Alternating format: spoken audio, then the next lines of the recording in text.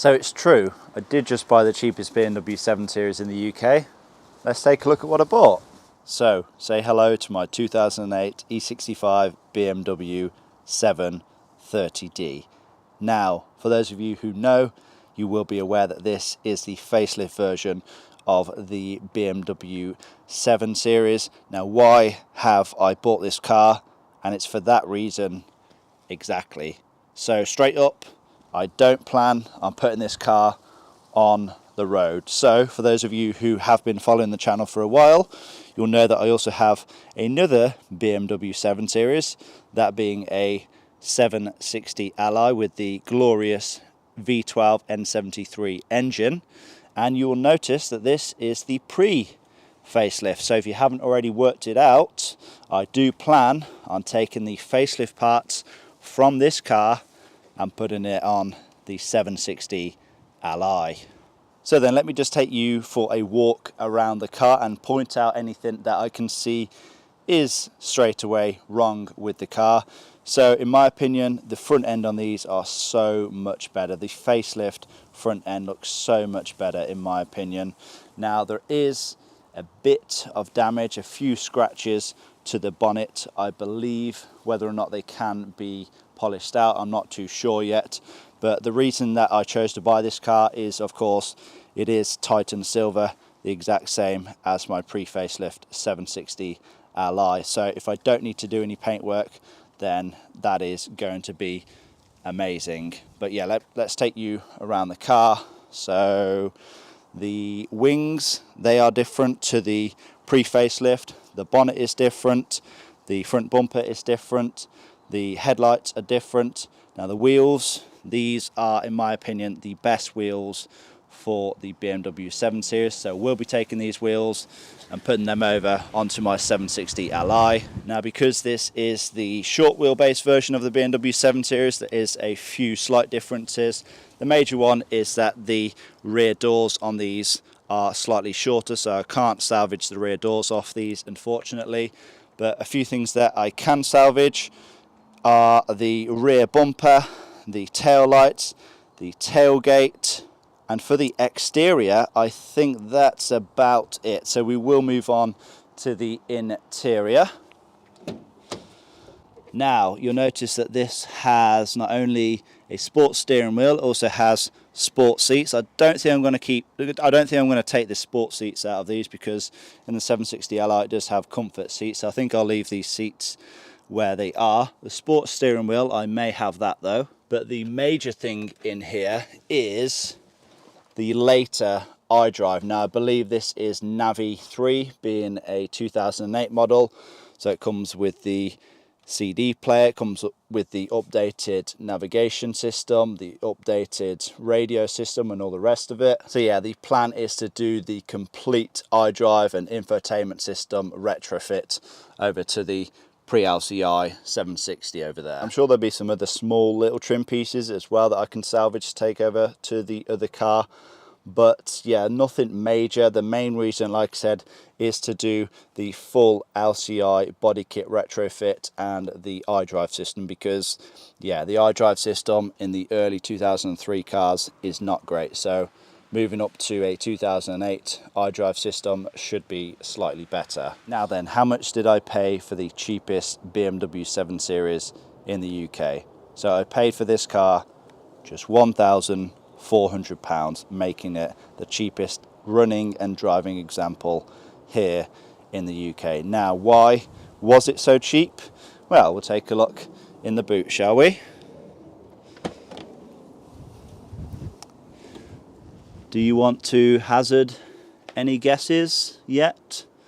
So if you're not aware of what this is, here in the boot we can see an engine cover, you can see an under tray that is absolutely caked with old oil, and we can see various other trim pieces removed from the engine bay as well. Now I think what we'll do is head into the engine bay and take a closer look at that engine.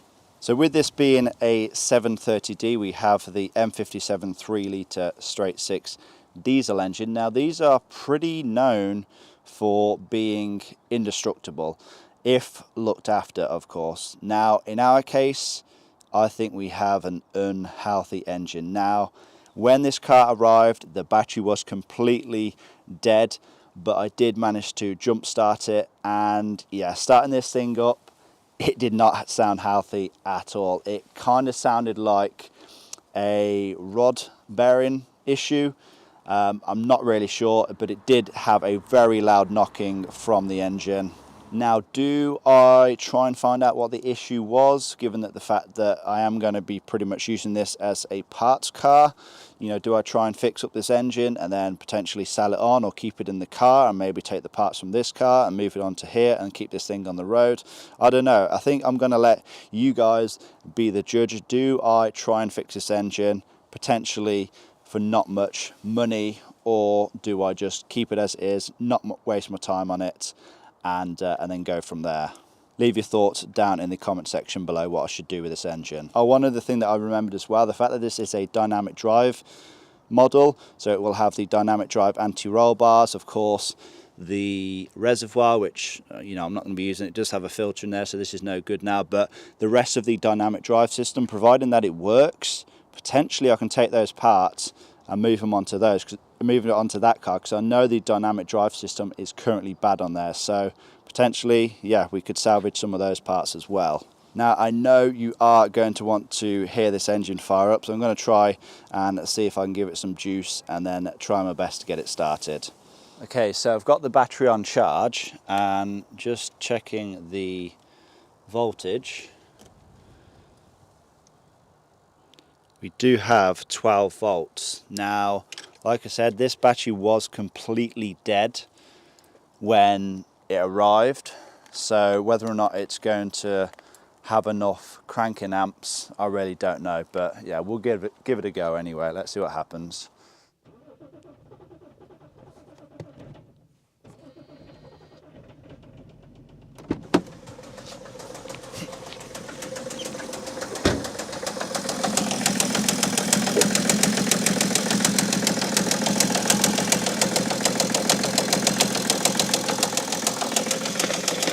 So we got it to fire up, but yeah, guys, doesn't sound too good, does it?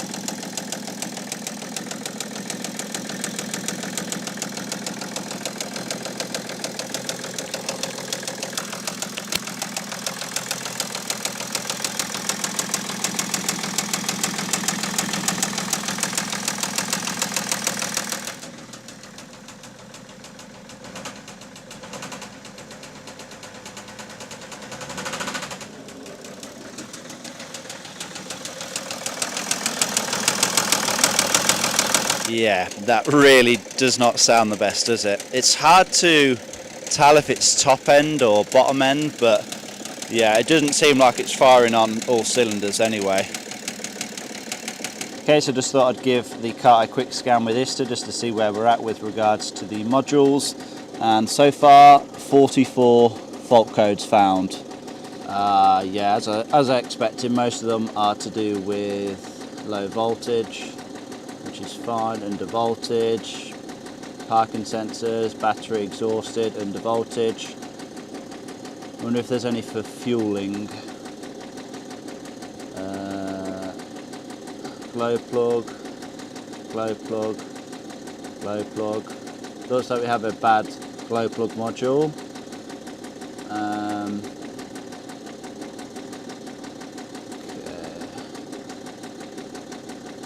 EGR. To be honest, most of these look to be voltage related. Yeah, really nothing untoward here. I'm just going to delete the fault memory.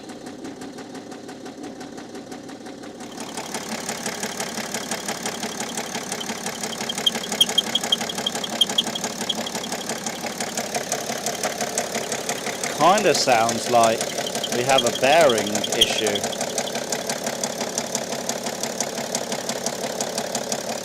Okay, so I thought I would take off the drive belt just to eliminate any of the pulleys being bad, and as we can hear, it's pretty much still the exact same.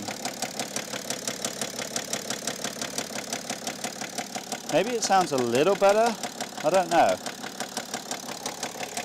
But yeah, the drive bar is now completely off. Don't want to leave it running for too long. Obviously we'll have no water pump, no alternator or anything, but yeah, that's what it's like now anyway. Okay then guys, like I said, I'm going to leave this one here. Welcome a new car to the channel. Please do let me know what you think I should do with this car.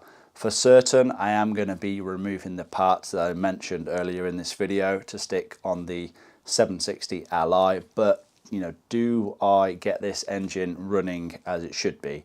I mean, chances are that car is going to be scrapped, and you know, I'm either going to sell the parts or just let it go to the scrapyard. I haven't really decided what I'm going to do yet, but yeah, is it worth putting some time and money and effort into trying to get to the bottom of that engine issue, or should I just leave it as it is? Because chances are, you know, if it's something like the oil pump has gone, then the engine is going to be like scrap anyway. So yeah, it's probably not worth it. But you know, it could be something simple, because thinking back, I'd done an E46 project about a year ago, and the engine on idle did sound pretty similar to that, and it actually wasn't even the engine. That was the M47 engine as well. That's obviously the M57. And it turned out to be the catalytic converter, the downpipe, that was just rattling, and yeah, had a bit of an exhaust leak. So could it be something like that? I don't know. But yeah, guys, I'll let you be the decider as you know, as to what we do with this car. But yeah, in the meantime, I'm going to get it stripped down and start stacking the parts up, and then we'll go from there. But hopefully you guys have enjoyed this video anyway. Please give it a like, leave a comment down below, subscribe if you have not already done so, and I will see you all in that next one. Peace! Yes, it's true. I have just bought the cheapest BMW 7 Series in the UK. Now let's take a look at what I've bought. Ooh, look at